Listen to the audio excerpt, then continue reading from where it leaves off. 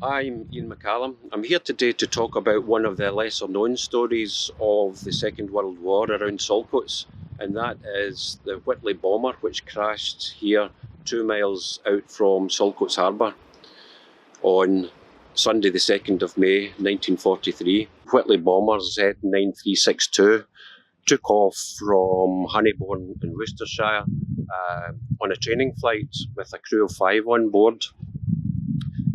They set a northerly course, and 1 hour and 50 minutes into the flight, white smoke and sparks were seen coming from the port engine.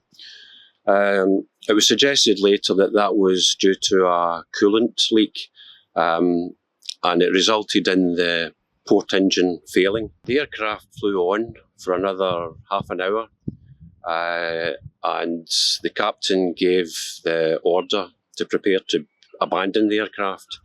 And shortly afterwards, the starboard engine failed. The aircraft then went into a spin and it crashed into the sea 2 miles out from Saltcoats Harbour. In the rear turret was Sergeant Edward Dyer, and he was able to bail out, and he landed round about the Saltcoats area. He walked over the bridge at Saltcoats railway station and reported into the police station in Green Street. Sergeant Leslie Atkinson bailed out. He came down into the sea and he was rescued by a local fisherman, David Shedden, who worked out of Saltcoats Harbour here, rowed out along with a companion into the darkness, and they were able to rescue Sergeant Atkinson, and he was brought ashore here at the harbour. Sadly, the other 3 crew members, Flying Officer John Clifford North Lewis, Sergeant Ernest Beer and Sergeant Donald Ernest Watts, were killed, and Sergeant Watts' body was never recovered. Tragically, within 10 months, both survivors were dead. They were killed in action. Leslie Atkinson, by then he was Flight Sergeant in the Royal New Zealand Air Force, was in a Halifax bomber which was shot down over Germany. Sergeant Edward Dyer was he was in a Halifax bomber which came down over Holland. The reason for that loss was unknown, and his body was recovered from Lake Islemere. Edward Dyer was 19 years old. I'll pass over to my dad now, who witnessed the events that night.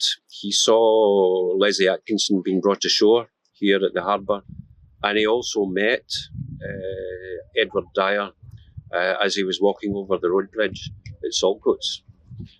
It was a very still night, much the same as it is today in terms of weather conditions, sea conditions, very calm, and that's probably why Leslie Atkinson's voice carried across the distance from where he was to Saltcoats, and why he was able to be rescued.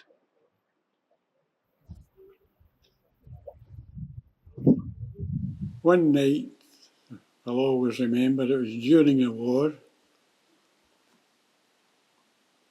My mother was of an age, and I was an age, that she was more or less conscripted for war work. My mother was actually in night shift in Ayrshire factory in the blasting department, and I was at home with my dad living in Park End Road, and it was a midsummer's night, but it was pitch black, no moon, no stars. And I can't remember if it was my dad that woke me up or I woke him up. I heard someone shouting for help.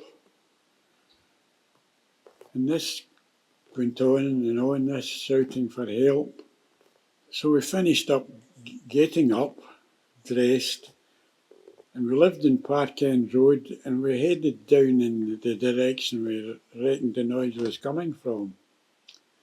And we were crossing the railway bridge at Saltcoats, a figure loomed out the dark, and this man said, "Could you tell me where the police station is, please?" And here we discovered that it was an airman, and he had bailed out the plane and landed somewhere between Stevenston and Saltcoats, and this was him with parachute stuff, I suppose it was, he had tucked under his arm, and he was looking for the police station. Well, the police station was right in the corner of Green Street, and we pointed where it was, and then we carried on down in the direction of the noise, and to cut a long story short, we were down eventually at Saltcoats Harbour, and by that time there were about 40 or 50 people down there, and we just got there and a motorboat come in, and it was a Mr. Shedden that had that particular motorboat, and he lived in the Windmill Street area, and he knew something had been going on, and he'd gone out in the motorboat and he'd rescued this airman in the water, and that was us in Park End Road in Saltcoats. Could hear this man out, and it was so still that night, black still, and we could hear this person shouting out in the water. Anyway, that was him. He was brought in safely. So that was him, safe, and the man in we'd met in the bridge. Two other airmen, they were washed up on the beach a few days later, and the pilot, he went down with the plane. What was the name, Ian? The Whitley Bomber. The Whitley Bomber. The Whitley Bomber. So that was it. And I've got good neighbours, and I was telling my neighbour about this tale of the bomber and the two men that survived. And Michael, my neighbour, looked up the director, whatever, where he get the information, and both of those men were killed in different bomber raids. One about 3 months after I'd been to see him, and about 9 months later, the other fella. So that was the two that survived, died, and the pilot went down with the plane, and two were washed up on the beach in Saltcoats.